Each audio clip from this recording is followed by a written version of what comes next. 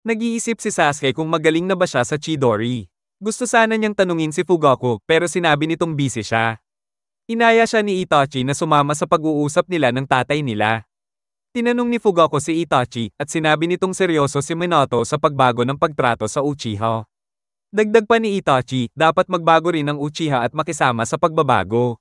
Nainis si Sasuke sa sinabi ni Itachi pero pinutol siya ni Fugaku at sinabing sigurado siyang pinag-isipan ito ni Itachi at okay lang sa kanya ang pagkakaroon ng common ground.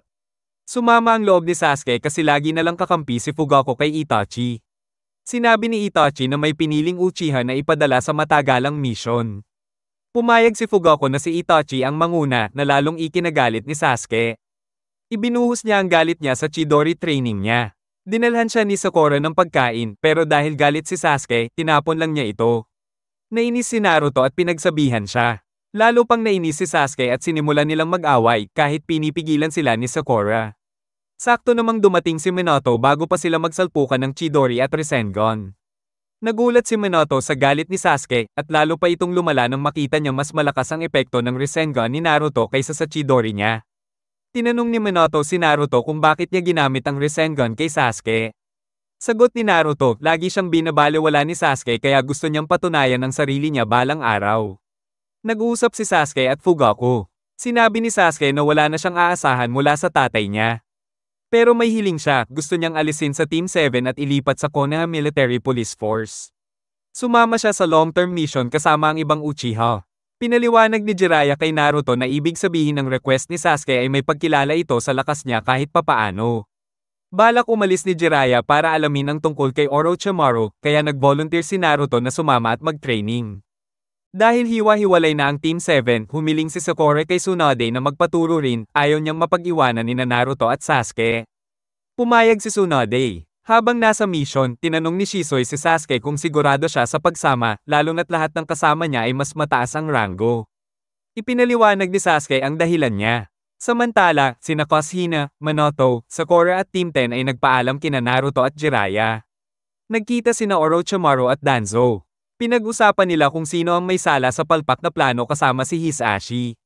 Na dapat sana'y tatapos sa maraming pro-Minato shinobi. Si Danzo ang pipili ng susunod na magiging katawan ni Orochimaru. Lumipas ang 3 taon. Nagsanay si Naruto kasama si Jiraiya at natuto ng Senjutsu. Si Sasuke naman ay nagsanay kay Shisui at pinaganda pa ang Chidori niya. Si Sakura naman ay tinuruan ni Tsunade ng Strength of 100 technique. Pagbalik ni Sasuke sa Konoha, nalaman ni Fugaku mula sa report na pangalawa na si Sasuke sa galing, sunod kay Shisui. Nang sabihin ni Sasuke na lalampasan pa niya si Itachi. Pinromote siya ni Fugaku sa Konoha Military Police Force para makita kung kaya ba niya itong patunayan sa gawa. Tinanggap ito ni Sasuke at umalis habang galit na inaalala ang araw na umalis siya sa Konoha. Tinalo ng unit ni Sasuke sa Konoha Military Police Force ang isang grupo ng magnanakaw at binugbog sila. Habang dinadala nila ang mga ito sa loob ng Konoha, natakot ang mga tao dahil sa sobrang agresibo ng estilo nila. Nag-usap si Sasuke at iba pang Uchiha tungkol sa trabaho nila at relasyon ng angkan sa buong village. Nag-usap din sina Minato, Hiruzen, at Itachi tungkol sa lumalalang pagkamalupit ng grupo. Nagkasundo silang dapat mag-ingat sa kilos. Napadaan sina Choji, Ino, Sakura, at Shikamaru sa isang kalsadang dati ay puno ng food carts. Pero ngayon ay empty na dahil sa higpit ng mga pulis. Napansin din ito ni Naruto na bagong dating lang. Kinuwento ng 4 kay Naruto kung gaano na nagbago ang Konoha. May matandang tindero na ginugulo ng mga Uchiha pero dumating si Naruto at pinigilan sila. Naramdaman ni Sasuke na may kakaiba na kay Naruto pero bago pa sila magkainitan, dumating si Danzo at pinigil sila. Umalis si Naruto kasama ang matanda. Tinanong ni Danzo si Sasuke kung hanggang kailan siya magpipigil. Pinagmamasdan ito ni Kakashi mula sa malayo. Nagplano si Naruto at mga kaibigan kung paano pipigilan si Sasuke sa sobrang kapangyarihan niya. Nadinig ito ng ibang Uchiha at agad nilang sinabi kay Sasuke. Kumalat ang chismis sa mga villagers tungkol sa banggaan ni Naruto at mga pulis. Galit ang ilang Uchiha at pumunta sa bahay ni Naruto kahit walang pahintulot at tinakot pa si Kushina na aarestuhin siya. Pero naaresto ang mga Uchiha na sangkot. Nadismaya si Fugaku sa asal ni Sasuke at tinanggal siya sa police force. Dahil sabik sa kapangyarihan, lumapit si Sasuke kay Danzo. Sinabi ni Danzo na pwede siyang mag-training kay Orochimaru. At umalis si Sasuke sa Konoha. Binugbog ni Sasuke sina Azumo at Kitetsu habang paalis siya ng Konoha. Nasalubong siya ni Kakashi at tinanong kung anong ginagawa niya. Nagpasalamat si Sasuke sa training ni Kakashi pero sinabi niyang hindi siya kontento sa pag-unlad niya.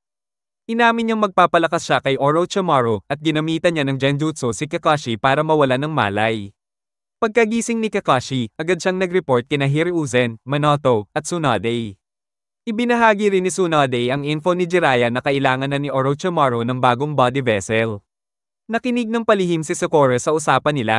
Ayaw ni Minato na lumaki pa ang isyu lalo na't mainit na ang usapan tungkol sa Uchiha kaya gusto niyang ayusin ito ng tahimik lang. Nag-utos siya ng lockdown sa buong village. Nagtipon ng Konoha 11 sa academy sa gabi. Sina Sakura at Shikamaru ang nagbalita na umalis na si Sasuke. Gamit ang tunnel na ginawa ni Kiba, nakatakas sina Naruto at Shikamaru palabas ng village. Nangako si Naruto kay Sakura na ibabalik niya si Sasuke. Napansin ni Neji na may isa pang palihim na lumalabas. Sinabi ni Kasine kay Minato na nakatakas sina Naruto at Shikamaru kahit naka-lockdown. Habang nasa labas, inatake sina Naruto at Shikamaru ng mga root anbo na sina Anko Mitarashi, Sai, Hayate Gecko, at Yugao Uzuki. Sila ay pinadala ni Danzo para siguraduhing walang haarang kay Sasuke papunta kay Orochimaru. Dumating ng Team Guy at hinarang ang mga attackers. Habang nagtutuloy ang laban, napansin ni Shikamaru na hindi ito normal na mga anbo. Samantala, tuloy-tuloy lang sa lakad si Sasuke papunta kay Orochimaru. May grupo ng mga Sune Shinobi na nawala ng bakas ng kanilang target. Mula sa taas, lumilipad si Deidara sakay ng dragon niyang gawa sa clay, tapos pinakawalan niya ang isa sa mga larwang clay niya sa mga Shinobi, at lahat sila patay. Pinapanood sila ni Zetsu mula sa malayo, at nag-uusap ang dalawang kalahati niya tungkol kay Deidara. Dumating si Deidara, tapos sinugod siya ni Hidan at pinagalitan dahil sa ginawa niyang pagsabog sa mga Sune Shinobi. Dumating rin si Kakuzo at nakuha ang isang bangkay na hindi gaanong sira. Sabay-sabay silang umalis. Habang naglalaban, nabunutan ni Naruto ng mask si Anko at nalaman niyang siya pala yung kaaway. Naigets ni Shikamaru na ang mission ng route ay siguraduhing makarating si Sasuke kay Orochimaru, kaya pinaalis niya ang grupo para ipagpatuloy ang habol kay Sasuke. Naiwan si Lee para i-delay ang mga root shinobi, pero inatake siya ng isa kaya hindi siya agad nakasunod. Tinanggal ni Lee ang mga pabigat niya at binuksan ng pang-5 gate ng 8 gates. Dinala ni Kakuzo ang mga bangkay sa isang lugar. Nagkita-kita sina Zetsu, Deidara, Kakuzo, at Hidan kay Sasori. Nag-umpisa ng bangayan sina Hidan at Deidara, kaya pumagitna si Sasori. Sinabihan ni Hidan si Sasori na pumapanig kay Deidara, pero binalikan siya ni Sasori ng alaala tungkol sa insidente kay Hisashi, at kung paanong si Deidara ang may kagagawa ng pagsabog na Samaire sa isang nayon at pumatay kay Yahiko ilang taon na ang nakalipas. Si Sasori rin ang nagbigay kay Nagato at Konoha ng isang Flying Thunder God Kanai at sinisi si Minato at Konoha sa nangyari. Sa Omega Tier, nangako si Nagato na ipadadama niya sa Konoha ang sakit na naranasan niya gamit ang Deva Path at katawan ni Yahiko. Habang nakikipaglaban pa rin si Lee sa Root Shinobi, naiwan na rin si Tenten para pigilan ang isa pang root member na humahabol. Si Orochimaru naman ay naghihintay na kay Sasuke na papalapit na. Sina Naruto, Neji, at Shikamaru ay tuloy pa rin sa paghabol habang sinusundan sila ng dalawang natitirang root shinobi. Sina Naruto at Shikamaru ay pumasok na sa tower para hanapin si Sasuke habang naiwan si Neji para pigilan ng dalawang natitirang root anbo na humahabol. Ibinunyag ni Anko na ink clone lang pala siya habang yung isa pang anbo ay lumilipad sa itaas sakay ng ibong gawa sa tinta.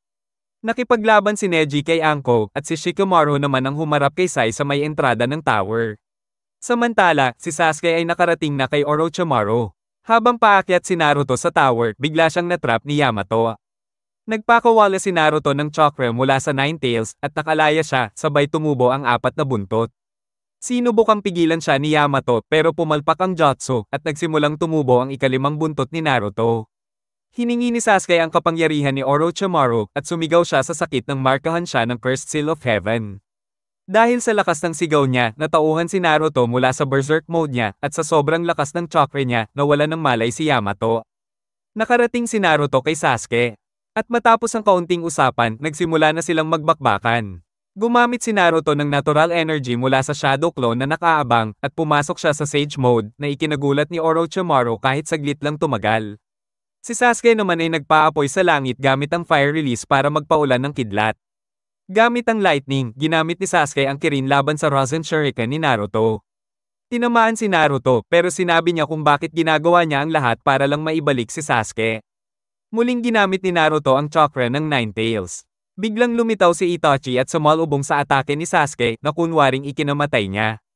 Umalis si Sasuke sa labanan at dito siya nagising ng Mangekyou Sharingan. Nagising si Naruto at sinabi sa kanya ni Shikamaru na hindi na nila makita si Sasuke at yung mga anbo na kalaban nila ay umatras na. Habang nag-uulat si Tsunade kay Minato tungkol sa mga ninja na inatake ni Sasuke nung umalis siya ng Konoha, dumating si Shizune at nagsabing may taong nakapasok sa loob ng nayon. Dumating si Pain at kinausap si Tsunade, sabay nagbanta na ipaparamdam niya sa buong nayon ang sakit. Bigla siyang umatake gamit ang isang sobrang laki na Chibaku Tensai.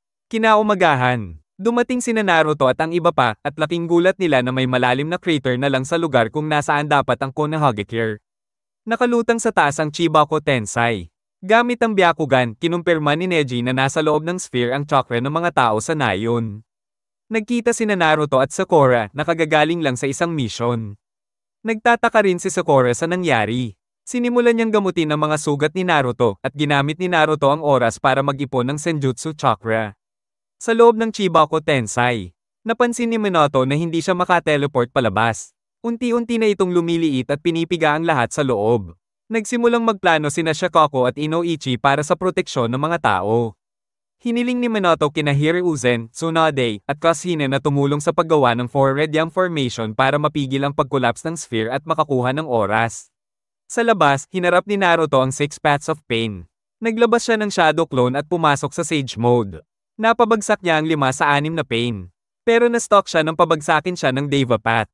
Dumating si Hinata para iligtas siya pero nasaktan siya ni Pain. Dahil dito, nag-transform si Naruto sa 6 Tails form ng 9 Tails. Pero agad siyang natrap ni Pain sa isa pang Chibaku Tensai. Pinagmamasdan ni Lee si Pain mula sa malayo. Inaalagaan naman ni Sakura ang sugat ni Hinata.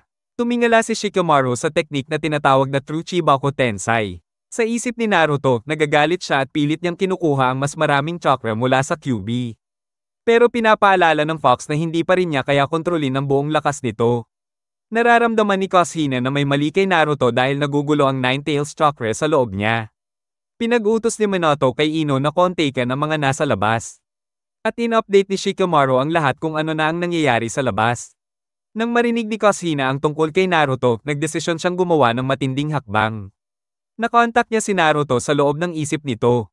Plano sana niyang ibigay lahat ng 9 Tails chakra sa kanya, pero sinabi ng QB sa loob ni Naruto na hindi na kailangan. Nagbigay na lang si Kushina ng kaunting chakra kay Naruto, sapat para makawala ito sa loob ng Chibaku Tensai at talunin si Pain. Nahanap ni Naruto si Nagato. Dahil sa mga sinabi niya, naalala ni Nagato si Yahiko at napaisip. Sa huli, pinakawalan ni Nagato ang Konoha. Habang nag-uusap sina Minato at Fugaku tungkol kina Sasuke at Itachi, umatake si Sasuke kay Orochimaru. Pero bigla siyang natamba dahil sa lason. Nagising si Sasuke at nilapitan siya ni Sasori. Inalok siya ng tulong ng Akatsuki para matupad ang gusto niya. At gusto ni Sasuke wasakin ng Konoha. Ipinatawag ni Tsunade ang Konoha 11. Kasama si Jiraiya, sinabi nila na pinatay ni Sasuke si Orochimaru at nakikipagtrabaho siya sa Akatsuki. Binigyan nila ng intel ang Konoha 11 tungkol kay Sasuke at Akatsuki at umaasang maibalik siya sa Konoha bago siya maunahan ng ibang nayon.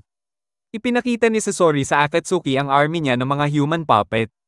Kinausap niya si Sasuke kung anong plano nila sa Konoha. Naamoy ni Kiba ang scent ni Sasuke at sinundan ito kasama sina Naruto at Sakura. Nakasalubong nila sina Sasori, Deidara, Hidan, Kakuzo, at Zetsu. Nagpakita si Itachi kay Sasuke, buhay pala, at tinanong siya tungkol sa tunay niyang balak bago siya umalis. Nakasama ni Kiba, Naruto, at Sasuke ang buong Konoha 11. Lumaban ng Team Asuma kay Hidan habang si Team Guy kay Kakuzo. Dumating si Sasuke at tinraidor ang Akatsuki, pinatay niya ang mga landmine ni Deidara. Si Team Kurenai ang nakalaban ni Deidara habang umatras si Zetsu. Sama-sama sina Naruto, Sasuke, at Sakura na sinira si Hiriko at lumabas si Sasori. Tinawag ni Sasori ang mga puppet na shinobi na ni-reincarnate, bawat isa may human puppets din. Dumating ang mga shinobi mula sa 5 dakilang bansa at nakipaglaban sa mga puppet, iniwan si Sasori para sa Team Kakashi. Nawasak ni Sakura ang 3rd Cage puppet kaya inilabas ni Sasori ang mas malulupit human puppets mula sa 3rd Tsuchi Cage, 4th Raikage, at 5th Mizu Cage. Gumamit ng summoning technique ang Team Kakashi, pero ginamit ni Sasori ang dust release ng Tsuchi Cage at tinamba agad si Aoda. Dumating si Jiraiya kasama sina Konan at Nagato. Inatake ni Sasori si Sasuke gamit ang Lover Release ng Mizukage pero naprotektahan siya ng Susanoo ni Itachi. Pinagalitan ni Itachi si Sasuke sa pagiging solo player. Sumabay si Sasuke at ginamit din ang sarili niyang Susanoo. Gumamit si Sasori ng Dust Release para atakihin sina Naruto at iba pa na nasa likod ni Gamekichi pero inabsorb ni Nagato ang Jutsu. Pinandaw ni Konan ang puppet kaya nawasak ito ni Naruto. Sinira naman ni Sasuke ang Raikage at Mizukage puppets gamit ang Susanoo. Pina-final form na ni Sasori ang tunay niyang puppet self at naglabas pa ng mas maraming human puppet. Sabay na ginamit ni Naruto at Sasuke ang Rasen Shuriken at Kaguchuchi para sirain si Sasori at lahat ng puppet niya. Pumayag si Sasuke na bumalik sa Konoha pero sinabi niya na hindi siya kaibigan nila. Gusto lang niyang baguhin ang buong Shinobi World. Pumayag si Sasuke na bumalik sa Konoha pero ayaw pa rin niyang ituring silang mga kaibigan. Gusto niyang baguhin ang sistema ng Nayon. Nag-away ulit sina Naruto at Sasuke sa lumang hideout ni Orochimaru. Nag-argue sila tungkol sa nakaraan, sinabi ni Sasuke na naiwan siya ni Naruto sa progreso. Nagbakbakan sila ng todo hanggang sa pareho silang mapagod. Nagkaayos din sa huli at sabay silang bumalik sa Konoha. Si Tsunade, natulog habang nagbabasa ng libro ni Jiraiya, tapos nagising sa panaginip nang tawagin siya ni Dan. Pero sa totoong mundo, bumubulong lang si Tsunade habang tulog siya dahil pare-pareho silang natrap sa Infinite Tsukuyomi kasama ang napakaraming iba pa.